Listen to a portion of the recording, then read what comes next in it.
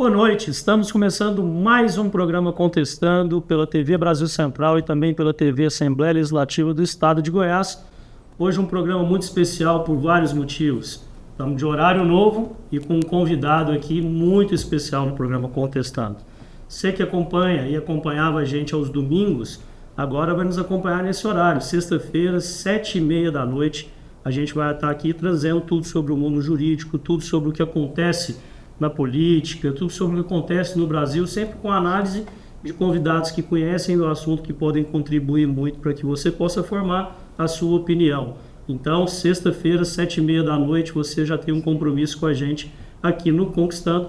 Obviamente que no domingo a gente também vai ter a reprise meia-noite. Você que por acaso não puder assistir no domingo, 7h30, meia-noite na sexta-feira, 7h30, meia-noite no domingo você pode acompanhar o Contestando, que hoje recebe o presidente do Tribunal de Justiça do Estado de Goiás, desembargador Carlos Alberto França. Muito boa noite, muito obrigado pela presença, seja bem-vindo ao Contestando, à TV Brasil Central, à TV Assembleia Legislativa. Nos honra muito a sua presença aqui, presidente, desembargador Carlos Alberto França. Boa noite a todos os componentes da bancada, o nosso comentarista também, e a todos que assistem esse programa. Para nós, do Poder Judiciário, é uma satisfação participar do Contestando, na TV Brasil Central, na TV Alego, passar informações sobre o Poder Judiciário, sobre a nossa atuação, sobre os serviços prestados pelo Judiciário para a nossa sociedade goiana. É isso. E hoje, já que nós gravamos o Contestando dos estúdios da TV Assembleia Legislativa, e a TV Assembleia Legislativa é a casa do povo e do debate popular, nós temos aqui um formato diferente. Estou com os meus comentaristas de sempre, Dr. Carlos César Mota, Dr. Geraldo Fonseca, e também com um colega de Assembleia, advogado, Dr. Juliano Santana, que veio aqui contribuir e nos ajudar nessa entrevista muito especial hoje. Boa noite, Dr. Juliano, seja bem-vindo ao Contestando. Boa noite a todos. Quero cumprimentar o nosso amigo Caio César Mota, o Daniel pelo convite, Geraldo, Dr. Geraldo, e especialmente a presença do nosso presidente do Tribunal de Justiça do Estado de Goiás, Carlos França, e é uma satisfação poder debater a política, o direito, e estamos aqui na Casa de Leis. Eu acho que direito e política caminham juntos, né? E é sempre uma satisfação poder discutir e aprender com os colegas e amigos aqui da casa e os convidados. Eu que agradeço muito a presença, e já tivemos representando da Assembleia Legislativa, agora o representante da advocacia. Boa noite, doutor Carlos. Boa noite, doutor Daniel Santana, caro amigo, satisfação revê-lo, e hoje o privilégio de estar mais próximo. Doutor Juliano Santana, um grande amigo, tive a honra de ladeá-lo no Conselho Seccional da OAB, satisfação revê-lo. Doutor Geraldo Fonseca, um grande amigo, boa noite. E boa noite, presidente Carlos França, uma grande honra recebê-lo aqui. Tive dizendo há pouco que tenho um apreço muito grande por uma pessoa próxima ao doutor Carlos França, que é o Fernando Peternella, a quem já deixo aqui meu carinhoso abraço. Obrigado mais uma vez. Estamos, como eu disse, uma alegria estar aqui para debater temas importantes para a nossa sociedade, e tenho certeza que vai ser muito produtivo esse programa. E para o presidente não ficar em desvantagem, a gente trouxe também um representante do Tribunal de Justiça. O Dr. Geraldo Fonseca, que está com a gente sempre aqui no Contestando, todas as sextas-feiras, 7h30 da noite. Boa noite, doutor Geraldo. Boa noite, Daniel. Boa noite, Caio. Boa noite, doutor Juliano. Presidente, é uma honra, assim, enorme tê-lo aqui conosco, né? Depois de outras, a gente chegou a convidar, e aí por questão de compromisso, mas finalmente o senhor veio. É uma honra para nós tê-lo aqui. A gente esperou ansiosamente por essa entrevista, posso dizer para o senhor. E antes de voltar a palavra para o Daniel, eu queria mandar um abraço para um amigo lá do tribunal, o Vitor, e a família dele. Me encontrou lá na festa junina da Igreja Santo Expedito, eu trabalhando e ele comprando caldo, e eu servindo o caldo. Até por isso que a voz está um pouco rouca lá, trabalhando esse final de semana. É isso. Mas, Daniel, até você brincou, o judiciário, em relação à advocacia, nós temos dois aqui, doutor Caio e doutor Juliano, e um é formado bacharel em Direito, trabalha no tribunal, mas o judiciário se sente tão bem ao lado da advocacia, né, ao lado dos advogados, e sempre estaremos em sintonia, trabalhando, né, doutor Caio, na mesma direção aí para a sociedade. Eu me formei em 2008 e acho que nossa ponte nunca teve tão estreitada, e aqui rendo as homenagens a você, presidente Carlos França, como hoje se encontra. Inclusive, será certamente objeto da nossa fala logo mais, mas houve um projeto de iniciativa do Tribunal de Justiça que toda advocacia deve render agradecimentos. E nós falaremos tão breve sobre esse assunto também, né? E vamos falar sobre isso, e é a prova viva que a união e o entendimento entre os poderes, entre a advocacia, entre o Tribunal de Justiça e a Assembleia, aqui em Goiás tem acontecido de maneira muito positiva para todos. Eu sei que você está falando, já está aqui já na pauta, mas eu quero começar lá atrás, eu quero começar sabendo do nosso hoje presidente do Tribunal de Justiça do Estado de Goiás, como é que começou essa história. Primeiro, como é que começou a escolha pelo direito? De onde veio essa vocação que a gente sabe que não é fácil, mas que é apaixonante? Sim, Daniel. A escolha do curso de Direito veio assim com uma admiração que nós tínhamos na nossa família por um jurista, que era de Campina Verde, a minha terra, onde eu nasci, e que fez sucesso aqui em Goiás, foi reitor da UFG, e depois atuou na área do direito, professor Jerônimo Geraldo de Queiroz, muito conhecido, muitos aqui. E meu pai era amigo da família lá em Minas, e falava e contava as histórias, e ficava encantado com a atuação do professor Jerônimo, e o embate e a forma aguerrida que ele trabalhava. E aquilo foi despertando. Aí nós viemos para Goiânia fazer o curso de Direito. Nós fomos aprovados aqui na Universidade Federal, na Faculdade de Direito. E daí, depois do curso, veio o primeiro concurso, né? Veio o ingresso na carreira da magistratura, onde nós estamos sendo muito felizes. Pois é, muito jovem. O senhor, nomeado em 1990 como juiz substituto do Poder Judiciário do Estado de Goiás, com apenas 25 anos. Sim, naquela época, nós já saímos da faculdade e não precisava de um tempo de prática de 3 anos. Então, a gente entrava jovem na carreira, e então já terminei o curso e já pude fazer o concurso da magistratura. Então, se bem que tem as vantagens e os prós e os contras dessa exigência de 3 anos. Logicamente, o ponto positivo é que entra mais maduro, com maior tempo já de conhecimento das dificuldades do direito, da advocacia, etc. E tem o outro lado, que muitas das vezes um talento, um profissional que poderia deslanchar na carreira da magistratura, Ministério Público, ele vai para outros caminhos, outras profissões na área do direito, que é vasta, né? Esse campo é muito vasto. Mas eu acho assim que essa exigência hoje, ela se justifica, né? 20 anos como juiz substituto, 20 anos como juiz, até ser nomeado desembargador do Tribunal de Justiça do Estado de Goiás em 2010.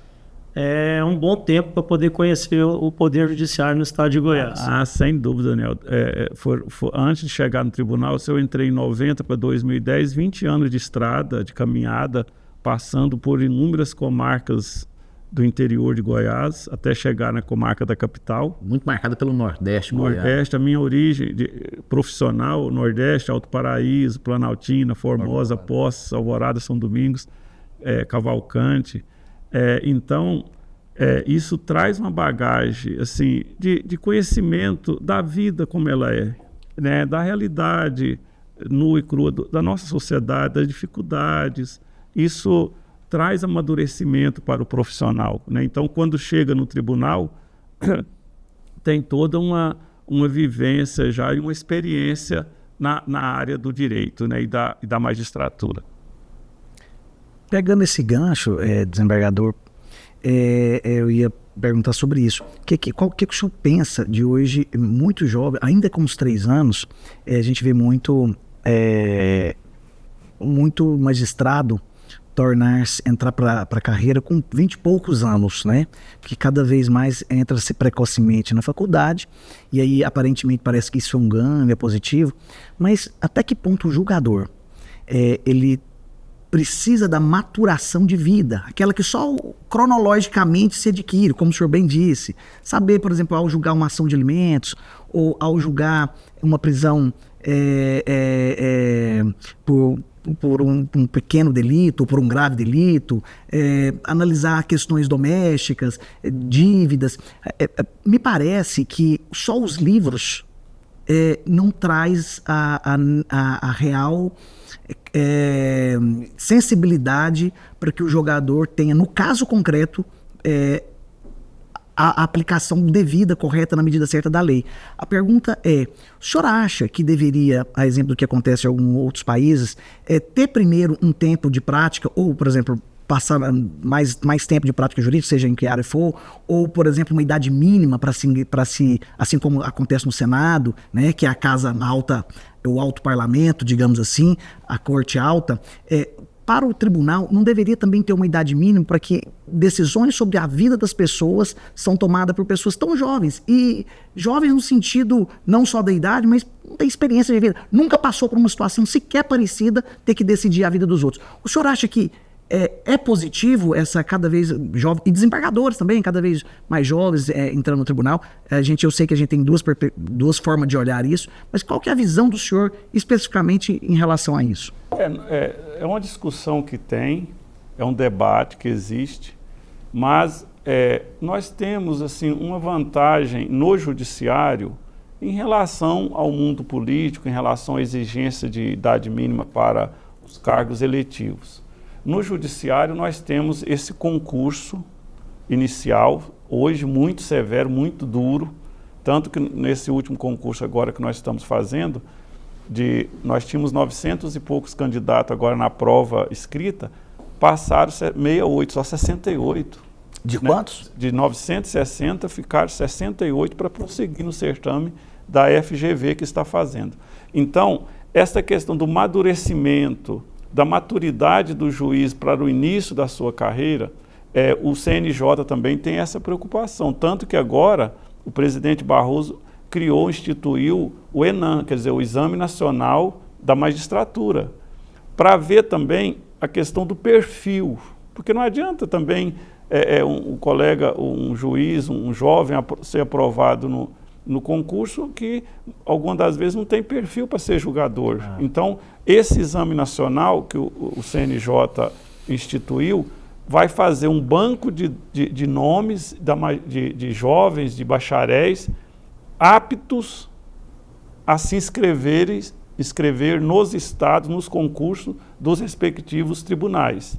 Então, de agora para frente, somente pode se inscrever no concurso de Tribunal de Justiça de Goiás quem estiver aprovado nesse exame nacional, que vai ser mais uma etapa para averiguação, para análise do perfil, além do conhecimento, porque como o doutor Juliano mencionou, só conhecimento não resolve, porque se for só pelo conhecimento, com a IA, com tantas ferramentas que nós temos, né, ia substituir o ser humano, o julgador, e não existe. Sempre vai precisar da sensibilidade, da compreensão macro do caso, para que o julgador possa fazer justiça. Então, é uma preocupação, sim. Agora, temos freios também para esta juventude, para esses arroubos da juventude.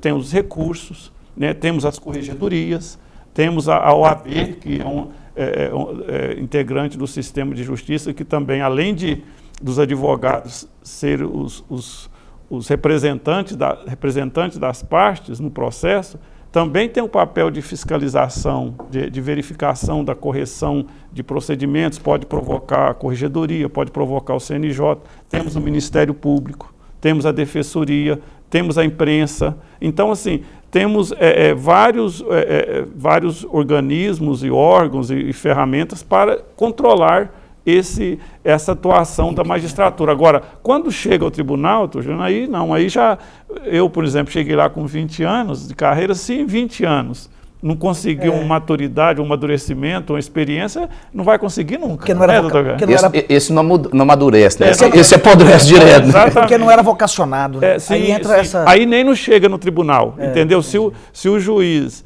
um profissional, durante a sua trajetória, demonstra que não tem essa vocação, que tem as dificuldades, o sistema, os critérios automaticamente vão criando dificuldades para ele chegar. Mas vou fazer um paralelo aqui, justamente na contramão do que nós acabamos de falar.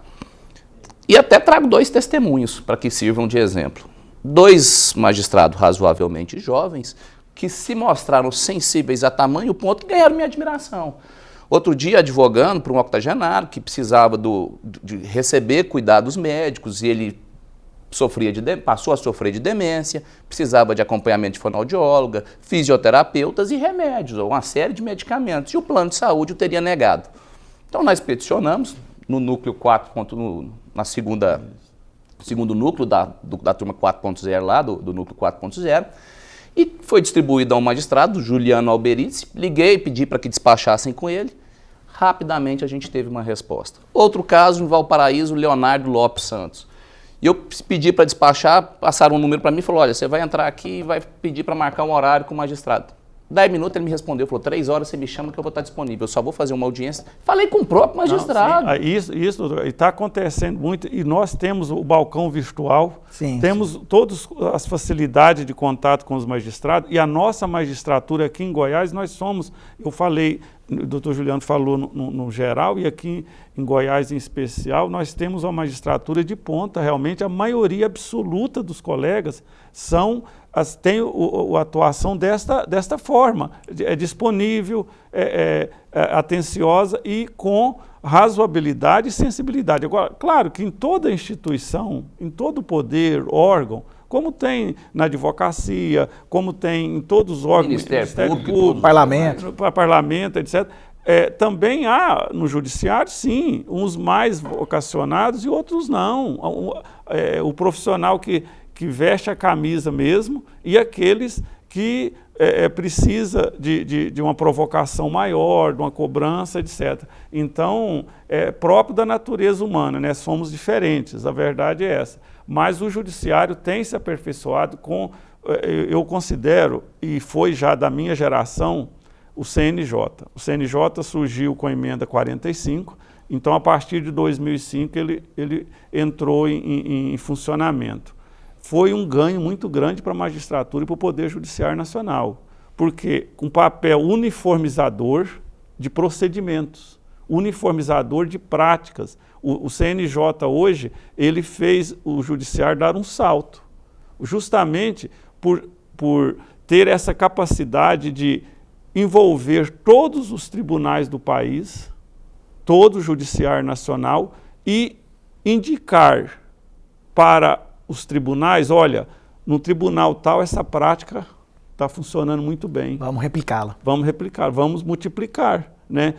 O próprio CNJ com suas políticas também públicas do judiciário, igual a linguagem simples, ontem nós lançamos, inclusive em Goiás, a linguagem simples, quer dizer, é o mínimo, o judiciário ser compreendido pela sociedade. Aproximar o jurisdicionado, né? Não é possível que dentro do próprio país, no nosso próprio país, tenha analfabetos, que assim, considere analfabetos em relação ao que pela falta de compreensão do que o judiciário decide. Isso é inaceitável. Quer dizer, então o que eu escrevo, o que eu decido, tem que ser compreendido pelo cidadão, né? Fala a mesma língua. Nosso irmão que fala a mesma língua, que tem a mesma origem. E então, para quê? Deixa os termos latim, deixa os termos rebuscados para academia. Uma obra, para uma tese na academia. Um público segmentado. Exatamente. Então, assim, esse é o judiciário prestador de serviço. Né? Claro que é um poder, mas todos os poderes públicos prestam serviços. A Assembleia presta um serviço. E é uma preocupação muito grande. O Judiciário, o serviço, e todos nós. Né? Acho que é a atividade fim, né? Dos poderes, de uma forma geral. Sempre dentro dessa ideia, eu queria trazer uma reflexão aqui e saber a opinião do presidente Carlos Fanci. A advocacia, ela é, digamos assim, a ponte entre a população e o poder judiciário. Mas o poder judiciário cada vez mais se vê próximo, pelo menos, dos holofotes do público, né? A gente, alguns anos atrás, brincava que o povo brasileiro hoje saberia mais qual era a composição do Supremo Tribunal do que a escalação da seleção brasileira. Hoje não é uma brincadeira mais. Hoje isso é uma realidade. Talvez pelo mau momento que a nossa seleção vive, pode ser, mas mostra também o interesse da população com relação às decisões do judiciário, porque acabam afetando a sua vida. E isso também acontece com desembargadores, com juízes. A gente vê nas redes sociais por diversas vezes atuações de juízes sendo elogiadas ou criticadas. Algumas vezes a gente vê juízes tendo que se posicionar, às vezes por palavras mal ditas ou então por posicionamentos equivocados, por espera de uma resposta do povo que está ali vendo o que o juiz ou o desembargador está falando. Como que você vê essa aproximação da população? E as redes sociais em si são muito responsáveis por isso, do povo comum, com não só com o Tribunal de Justiça, mas com o sistema judiciário como um todo. Olha, eu acho que a sociedade tem o direito de conhecer bem os membros do Poder Judiciário, como todos as autoridades que representam a sociedade ou prestam serviço para a sociedade. Agora, as decisões judiciais são públicas, têm que ser públicas, publicizadas, etc. A atuação do juiz nas redes sociais tem regulamentação própria. O CNJ, volta ao CNJ, regulamentou o que pode, o que não pode, o que deve, o que não deve. O magistrado, logicamente, nós temos um código de ética. O CNJ baixou um código de ética a ser observados. Nós temos nossos limites, não poder dar opinião sobre processo em andamento, criticar a decisão de um outro colega, porque isso vai contra o sistema. Não podemos fazer isso. Agora, em relação a essa visibilidade do nosso Tribunal Maior, do Supremo Tribunal Federal, que tem todo o nosso respeito, é nosso órgão máximo do Poder Judiciário, é claro que o Supremo são 11 membros, formado por 11 membros. Um tribunal que garantiu a democracia nesse país. Um tribunal que teve que utilizar as ferramentas, os meios necessários para que juridicamente pudéssemos hoje o Brasil todo pudesse estar vivendo um clima democrático. Porque nós não saberíamos o que poderia ter ocorrido se não tivesse a mão firme e forte do Supremo Tribunal Federal. Então, que merece todo o nosso respeito. É claro que com essas redes sociais, com a voz que a sociedade tem, a liberdade que nós temos, garantida pelo próprio Supremo, a sociedade é livre para criticar, para elogiar, mas o importante é que a democracia persiste e prossiga. Eu não posso, logicamente, aqui admitir os excessos que aconteceram nesse país nos últimos tempos e felizmente, o Judiciário colocou as coisas no devido lugar, lógico, com o apoio do Congresso Nacional agora, com o apoio do Executivo Federal, etc. Então, é um momento também que o Judiciário tem que ter muito equilíbrio por ter essa consciência de que tudo que se faz e se decide está sujeito ao crivo da sociedade, nas redes sociais, nos meios de comunicação, mas o que importa é que o Judiciário tem que persistir decidindo com isenção, observando o devido processo legal e, logicamente, contando com todo o sistema de justiça, OAB, Ministério Público, Defensoria, para que possa bem desenvolver as suas atividades. Daniel, com acertos e desacertos, o que todo jurisdicionado espera é uma resposta rápida do Judiciário. E acredito que nós estamos vivendo esse momento de ter respostas mais rápidas do nosso Judiciário goiano. Em 2007, como diretor do foro, o desembargador, a presidente Carlos França, se não o criador, um dos criadores do NAJ, Núcleo de Aceleração de Julgamentos, e elaboração e estipulação de metas. Isso deu um impulso para que as respostas viessem de forma mais rápida. Sei que no seu discurso de posse, quando o primeiro mandato, também foi nesse sentido. Olha, nós vamos nos esforçar para que as respostas do Poder Judiciário sejam cada vez mais céleres. E isso é muito importante. Já dizia Rui Barbosa, né, presidente? Justiça tardia nada mais é do que injustiça institucionalizada. Então, acredito que isso também tem aproximado o judiciário goiano da sociedade e, claro, permitido que a advocacia, além de ser grata de ser grato ao presidente, e aí, claro, ao cumprimentá-lo e parabenizá-lo, estou parabenizando a todos aqueles que compõem o quadro de magistrado, seja de primeiro grau, seja de segundo grau do Tribunal de Justiça do Estado de Goiás. Nós temos vivido, então, momentos felizes e acho que isso, sem dúvida nenhuma, tem trazido essa satisfação. Pelo menos eu percebo isso a cada dia. Inclusive, doutor Caio, é o seguinte, nós temos hoje em Goiás, eu acho que faz tempo, nunca teve assim, um momento tão próspero, inclusive para a advocacia, em relação a decisões, a sentenças, a expedição de alvarás, que é muito caro para a advocacia, logicamente, para os jurisdicionados. Não é à toa que o Tribunal de Justiça de Goiás já foi diamante, já recebeu o prêmio diamante do CNJ por 2 anos seguidos e temos a expectativa, o Geraldo, que nesse ano também... Vai pedir música para o Fantástico.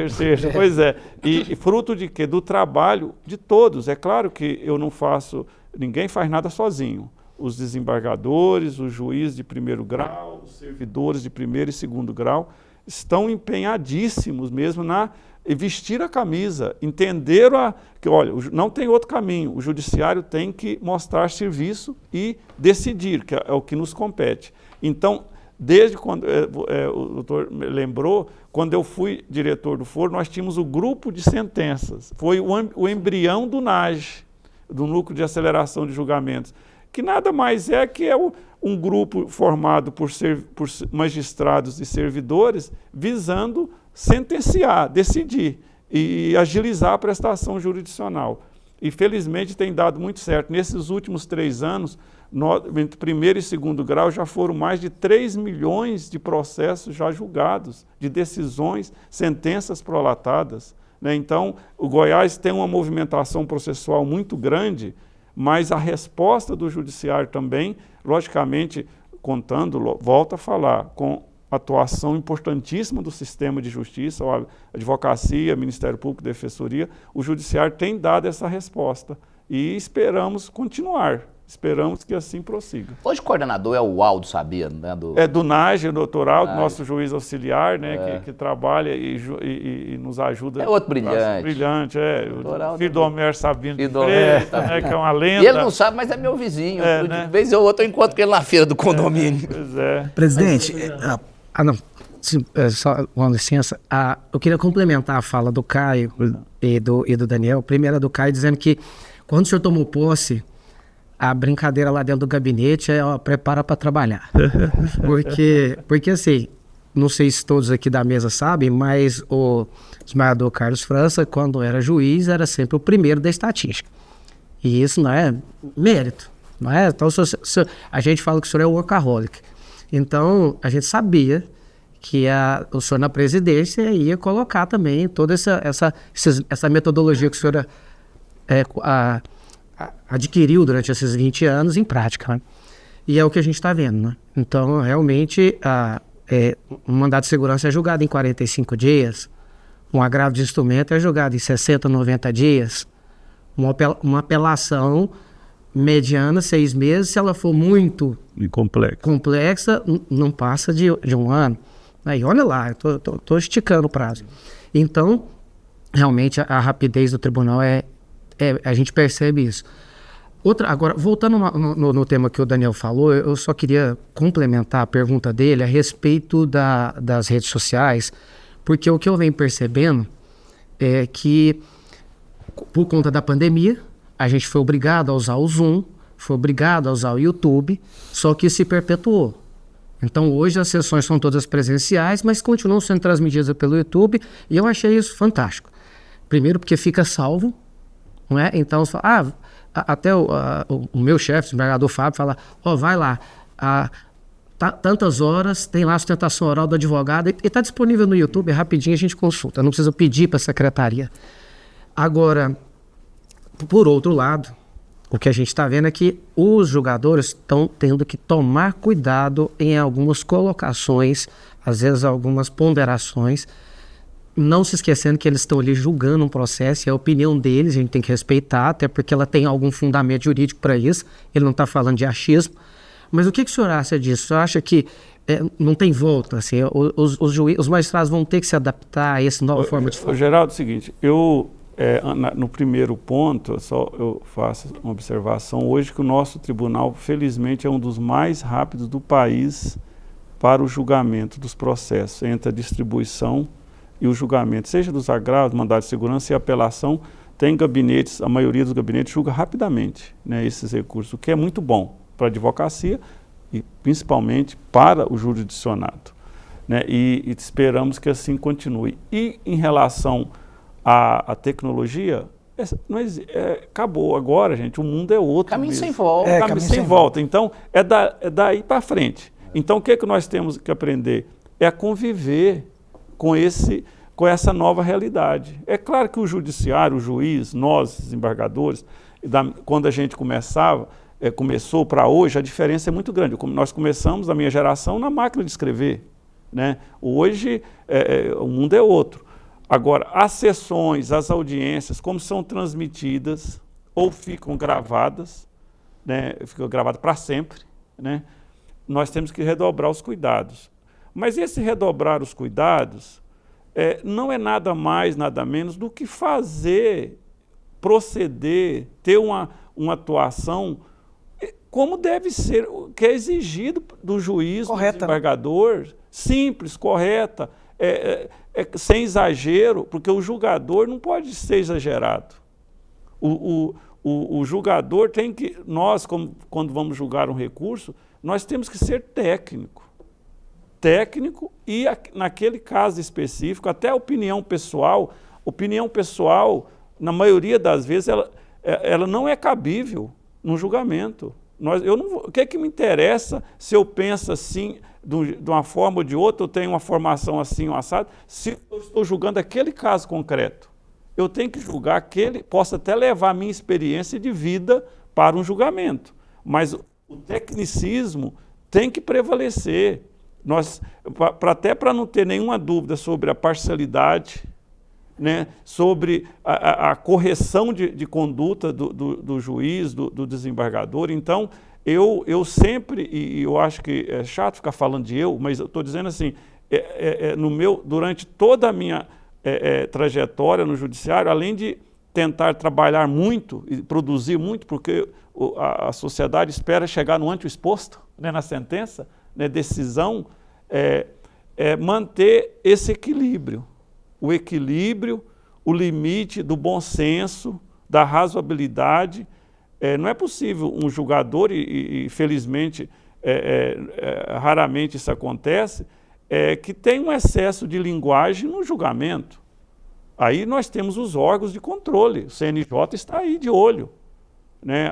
O tribunal também tem seus órgãos de controle, a OAB, o Ministério Público, todos podem provocar os órgãos do judiciário. Então, os tempos mudaram e exige de nós todos, magistrados, agentes públicos, ocupantes de cargos de relevância, o maior cuidado possível para não transparecer um descontrole, um excesso ou uma conduta que amanhã vai vir contra a sua própria atuação, o seu próprio sossego, porque vai ter que explicar, aí vai se explicar, pode ficar pior. Né? E isso gera um desafio, porque a tecnologia, claro, ela se fez necessária no momento onde nós não podíamos nos aproximar, e aí os recursos tecnológicos foram a solução para aquele impasse que a gente vivia. Mas depois disso vem um novo desafio, porque nós não poderíamos deixar, e eu digo nós, o tribunal, né, os tribunais de modo geral, inclusive há um problema, se minha memória não me trai, do Tribunal de Justiça do Espírito Santo, que é que o magistrado se afastasse da sua comarca. Porque a partir do momento que eu comecei a utilizar dos recursos tecnológicos, agora pronto, eu respondo pela comarca lá de, sei lá, não vou citar exemplo para não parecer que eu estou me dirigindo a algum dos magistrados, mas de uma comarca mais distante, eu falo, poxa, agora eu atuo daqui de Goiânia. E isso, sem dúvida nenhuma, traz um prejuízo. Nós, enquanto advogados, e acredito a população não é diferente, quer ter oportunidade de olhar nos olhos, de mostrar o que de fato é relevante no processo, trazer as agruras, não só do caso que está sendo enfrentado, mas também dos problemas que envolvem as pessoas que ali compõem o quadro. E nessa linha, doutor Caio, o CNJ baixou ato, tem um ato, é claro que se um juiz está respondendo, ele é titular de uma comarca, responde pela outra, nós não vamos exigir desse juiz que ele vá para a sua e vá para a outra comarca. Então, o que o CNJ falou? Olha, o juiz tem que estar, no mínimo, 3 dias na semana na comarca, presencial. E nos 2 dias, outros 2 dias, ele pode utilizar os recursos tecnológicos para atuar de longe. Isso propicia o juiz, por exemplo, de Anápolis, fazer audiência lá em Campos Belos, Sim. sem sair de Anápolis, e ajuda a advocacia, porque a advocacia também, por exemplo, ela faz sustentação oral aqui no tribunal do seu escritório, ou do interior, ou de capital também, faz essa audiência lá em Campos Belos sem sair do seu escritório. Tem essas vantagens também, né, que ajudam. Dentro dessa linha, presidente, é indubitável que o senhor deu um dinamismo na sua gestão frente ao tribunal, está dando um dinamismo que é perceptível pela advocacia, pelos jurisdicionados e pelos próprios pares, né, do senhor. Então, assim, a gente percebe que a questão tecnológica, como bem disse o Caio, o Geraldo, eu acho que é um caminho sem volta.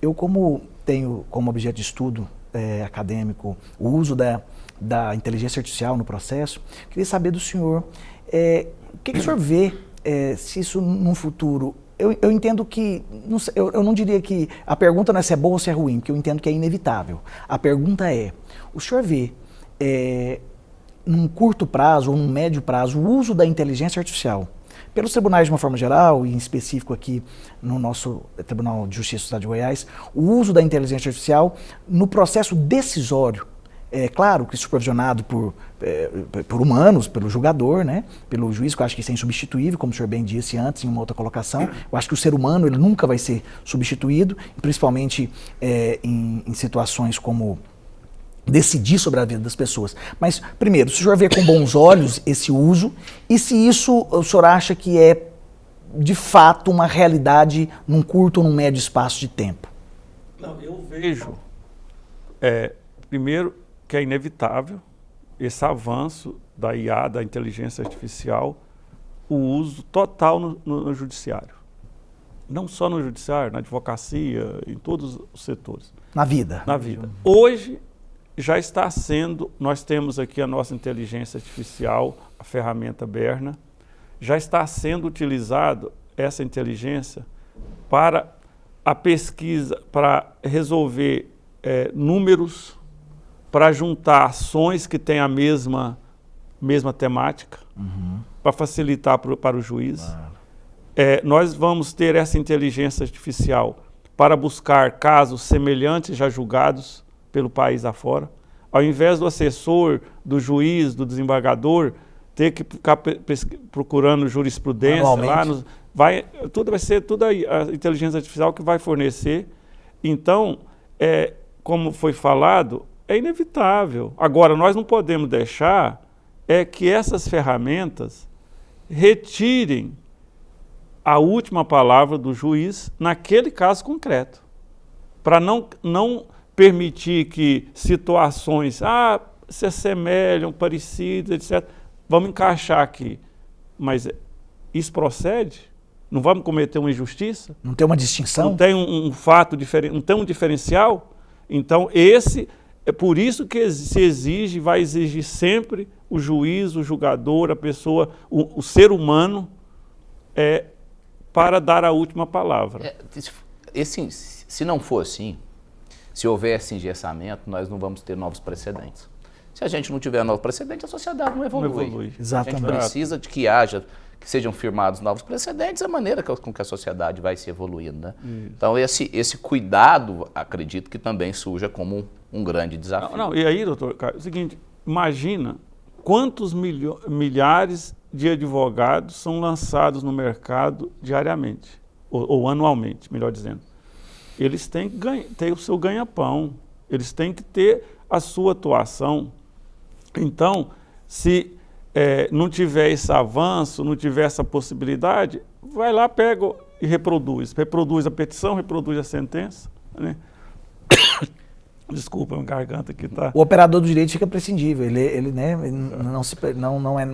deixa de ser necessário, tanto não só o advogado, mas eventualmente até o magistrado. O que a gente acha que isso não, e aí nós não pode acontecer. Né? Corremos o risco até para a magistratura. Nós temos que nos fazer importante, temos que nos fazer presente para que a sociedade continue a respeitar o judiciário.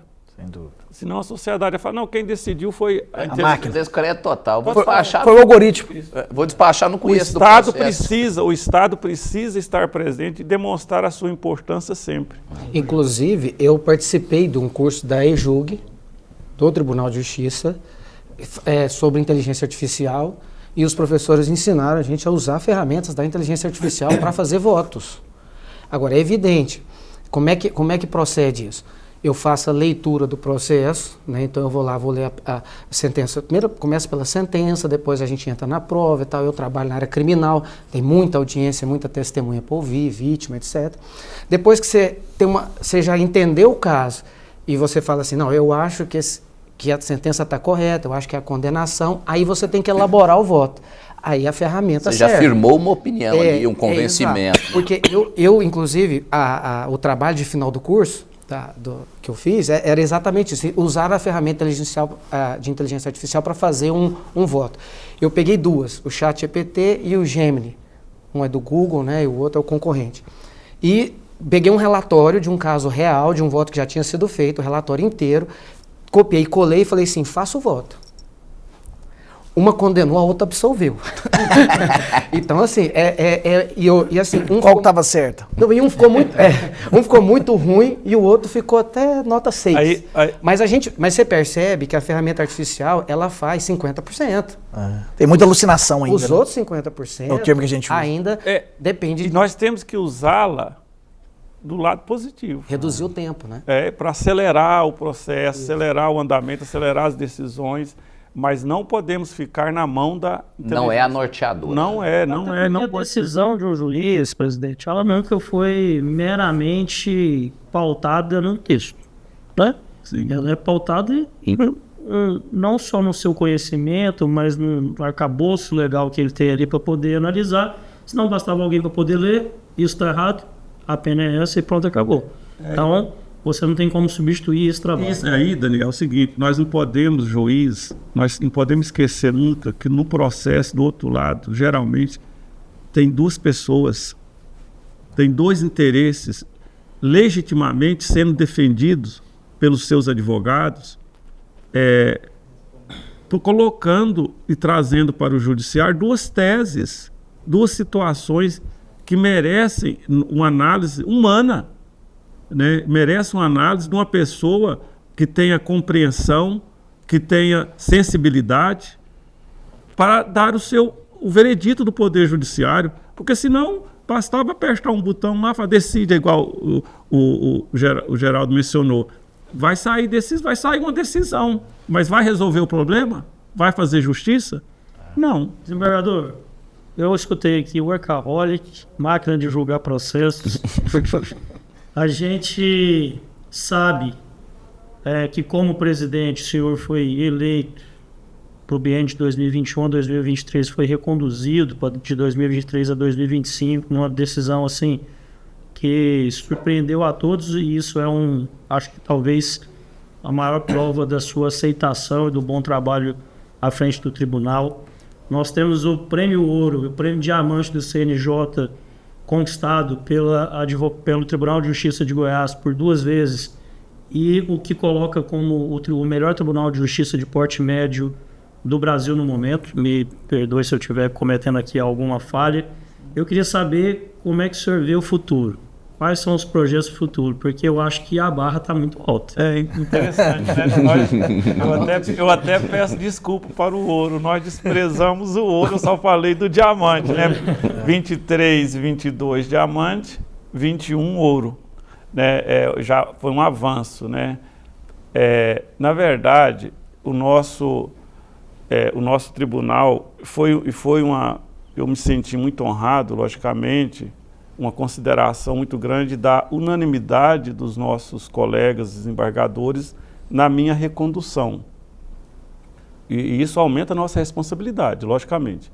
O CNJ foi provocado e de uma forma, entendeu que não é usual, foi inédito mesmo, manteve a nossa recondução falando, olha, não teve outro candidato, o tribunal não poderia ficar acéfalo, e a LOMAN, nossa lei orgânica, tem um artigo 102, parte final, que autoriza, se não tiver nenhum outro candidato, voltar em quem já foi presidente.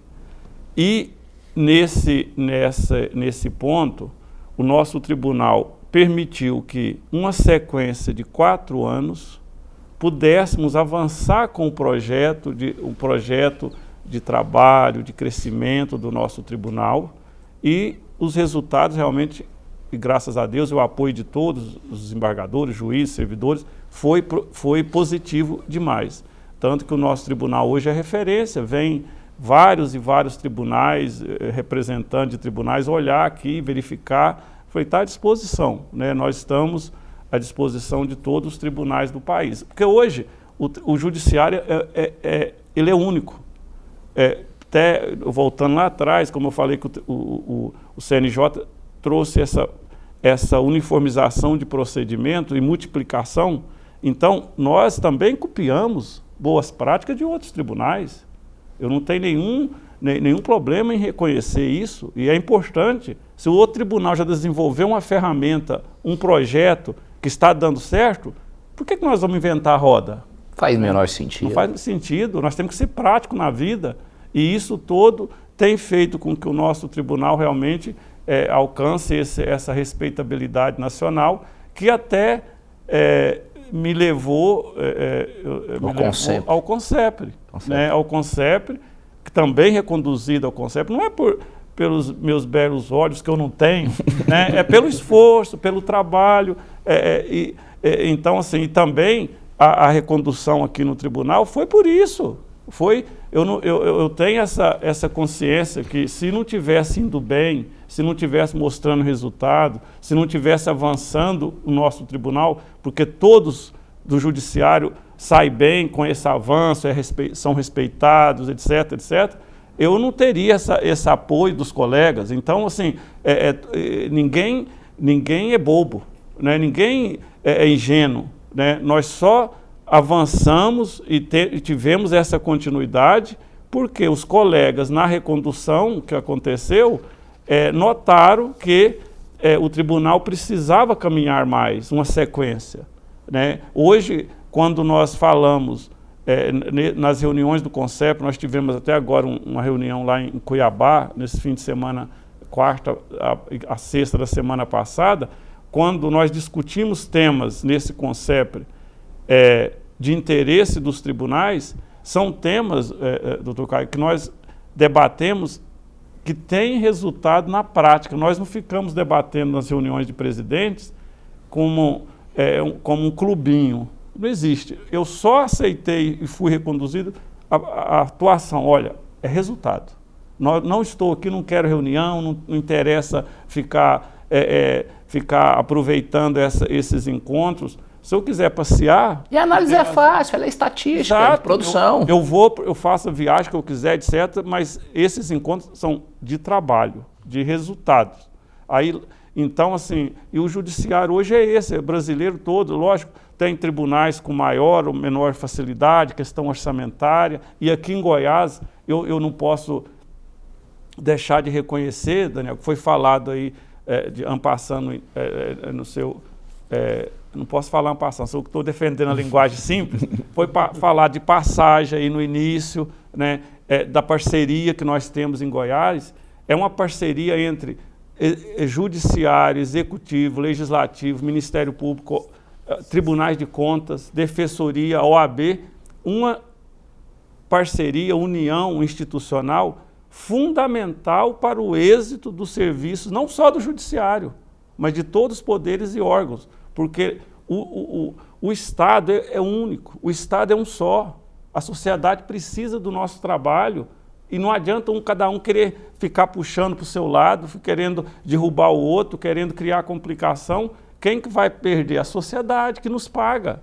Então, essa união entre todos, externa, e a união interna, no caso do judiciário, essas uniões são, assim, resultam nisso que nós estamos vendo em Goiás, né, o crescimento do judiciário, avanço no executivo, avanço no legislativo, atuação do MP e OAB e defensoria muito positiva. Então, não tem outro caminho. E isso eu defendo sempre, desde quando eu ingressei na presidência, aproximação, diálogo. Agora, na hora de decidir, na hora da OAB postular, na hora do legislativo apreciar as leis e o executivo atuar na forma constitucional que lhe assegura, cada um tem sua independência, como manda a Constituição. Harmônicos, mas independentes. Presidente, Goiás anda na contramão do Brasil? Você quer dizer assim, nesse ponto? Nesse momento. Vamos clarear aqui para eu saber aonde que eu estou respondendo. Nesse momento que nós vivemos, conflitos e ruptura institucional, críticas entre os poderes, e o senhor diz como as coisas têm funcionado em Goiás, e eu concordo, opinião particular minha. Goiás vem na contramão do Brasil? Olha, infelizmente, não é segredo para ninguém, nós atravessamos uma quadra difícil institucionalmente há pouco tempo atrás, né? Que agora as coisas estão caminhando, lógico ainda com alguns solavancos, mas a democracia imperou, como nós já mencionamos aqui. Temos estados em que eu converso com nossos presidentes de tribunais, que há uma aproximação, uma sintonia institucional, uns mais, outros menos, mas igual a Goiás, em Goiás, eu não acredito que tenha, né? Não acredito que tenha essa junção de esforços, de trabalho, de parceria, visando um objetivo comum, que é uma melhor prestação de serviço à sociedade e um avanço do nosso Estado. Agora,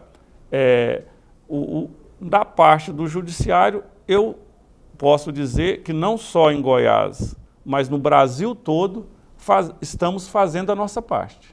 Né? Não tem, por exemplo, o Supremo sempre está à disposição da União, do Brasil, né? Os estados, nos judiciários estaduais, os nossos presidentes, eu vejo e noto uma força de vontade, uma determinação de trabalhar nesse sentido.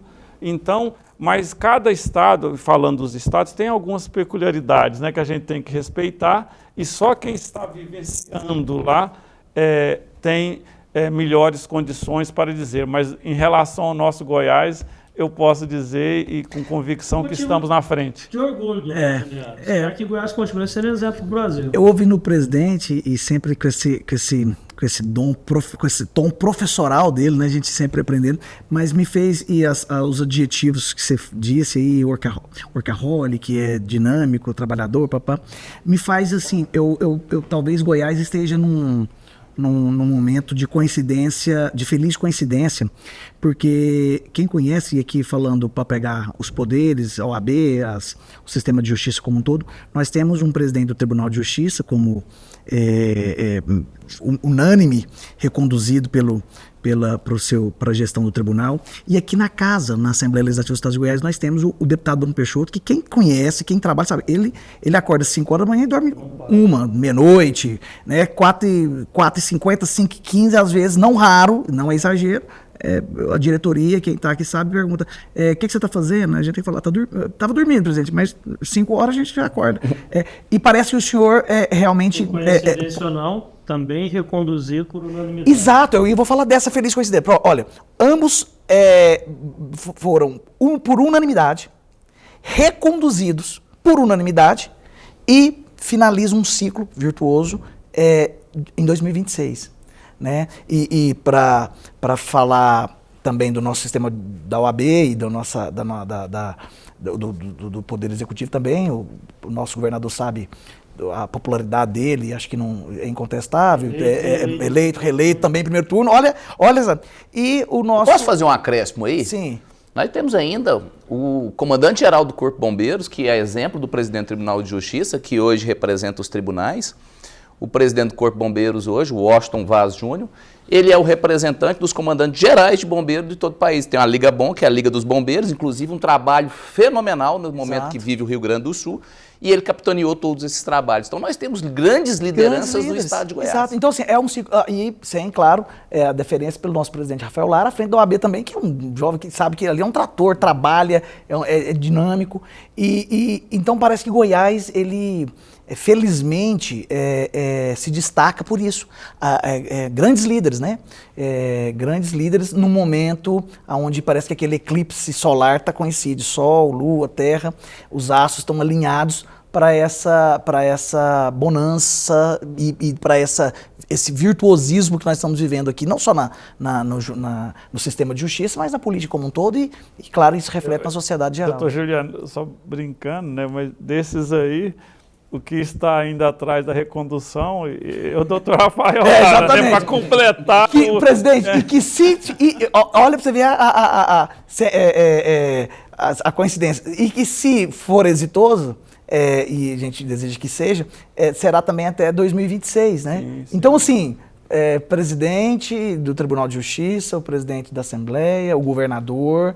o presidente da OAB, então assim, e sem contar esses outros líderes que o Caio muito bem lembrou, que estão à frente de instituições importantes, faz com que Goiás, sem dúvida nenhuma, se destaque. E o que a gente espera, né, assim, a hora que passar, porque todos nós, e eu não tenho apego, e nós não temos, os homens públicos, nós não temos que ter o apego ao cargo.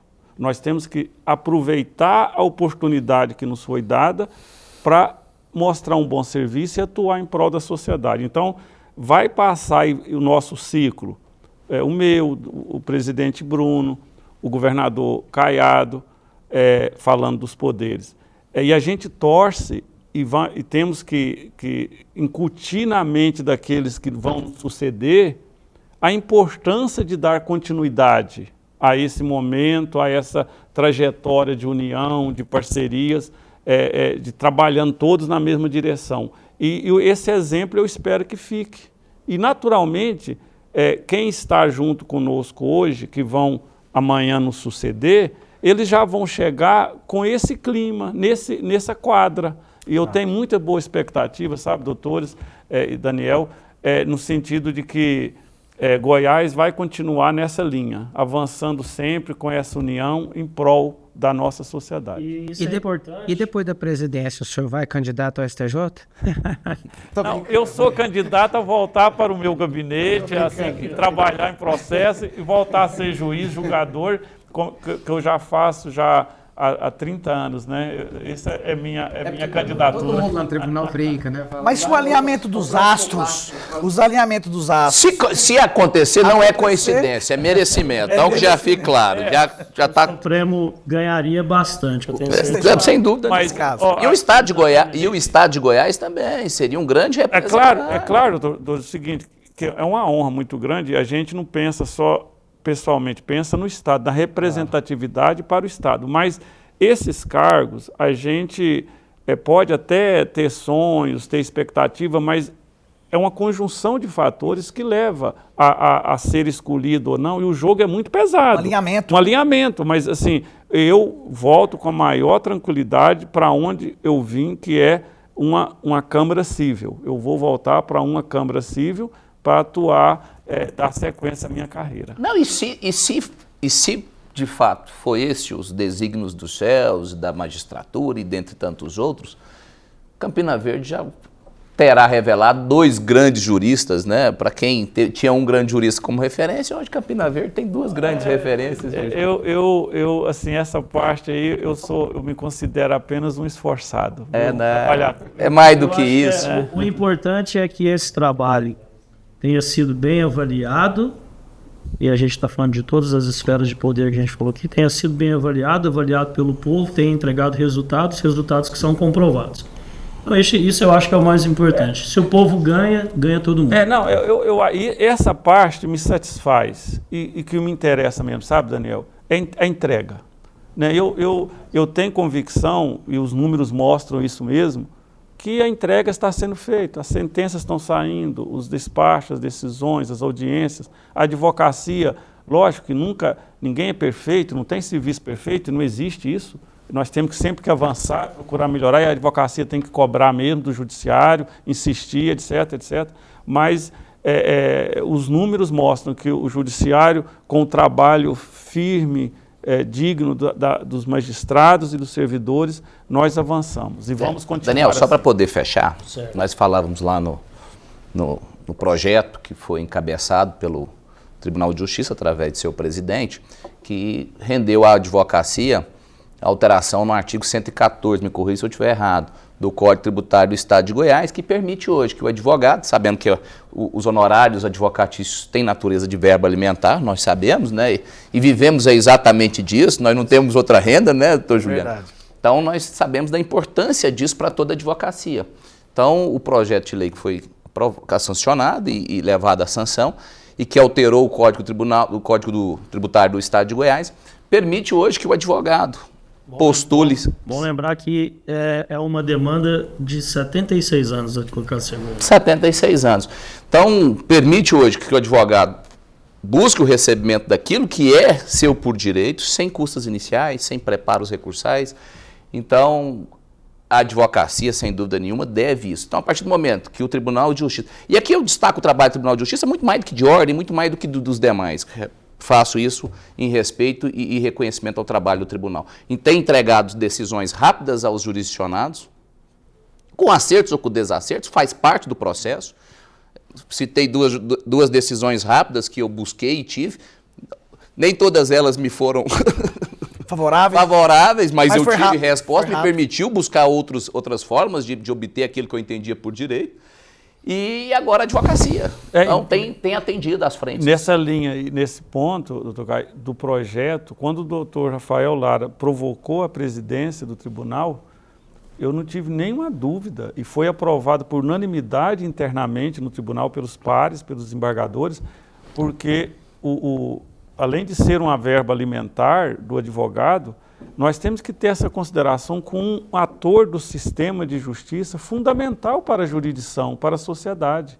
Então, e o judiciário não vai perder, por quê? Lá no final, quem perder, ou seja, o devedor do advogado vai pagar a conta, vai pagar as custas. Né? Então, é um reconhecimento mesmo à advocacia. E para reconhecer também o trabalho da Assembleia Legislativa, dos deputados que rapidamente votaram. Sim, por unanimidade. Chegou aqui, inclusive, o presidente Bruno foi muito receptivo, juntamente com todos os deputados, a essa iniciativa. E foi rápido, né? Foi rapidamente aprovado. E o governador não teve nenhuma dúvida também em fazer a sanção. Não me custa perguntar, a advocacia pode esperar mais algo?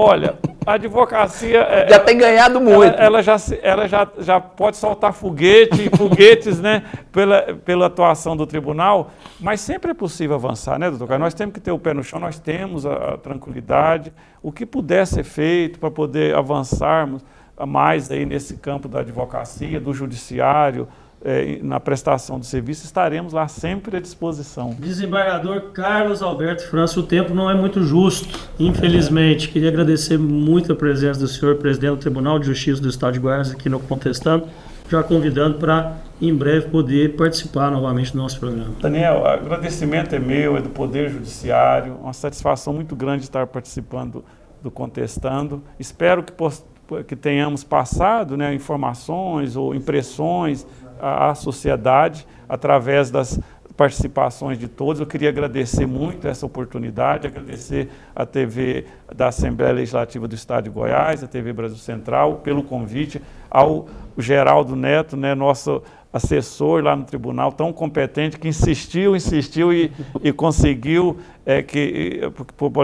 por problemas de agenda, não tinha dado certo antes, né? Muito obrigado, doutor Caio, comentarista, um advogado atuante, e também participando aqui desse programa, que contribuiu muito para que nós não passássemos tantos apertos aqui, também o doutor Juliano, né, assessor aqui da casa e advogado.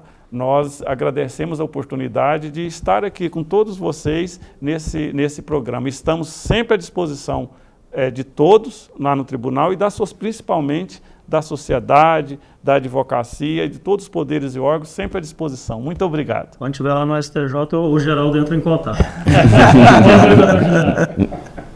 Boa noite, quero agradecer, Daniel, essa oportunidade, ao meu colega e amigo Caio, ao doutor Geraldo também, sempre muito competente, e especialmente agradecer essa oportunidade de estar aqui aprendendo com o nosso desembargador Carlos França, presidente do Tribunal de Justiça de Goiás, que é acima de tudo, um exemplo de competência naquilo que faz, né?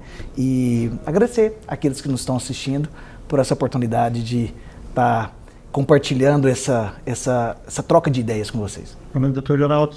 Boa noite, Daniel. Boa noite, Caio. Doutor Geraldo. Presidente, foi uma honra. Boa noite, doutor Caio. Boa noite, Daniel. Boa noite, doutor Geraldo, doutor Juliano. Boa noite, doutor Carlos Alberto França. E a todos vocês que nos acompanharam na noite de hoje, nosso carinhoso abraço. É isso, a gente tem a reprise do Contestando domingo, meia-noite. A gente volta semana que vem, nesse horário novo, sexta-feira, 7h30 da noite, para mais um programa Contestando aqui na Brasil Central e também na TV Assembleia Legislativa. Fiquem todos com Deus, um abraço e até a próxima.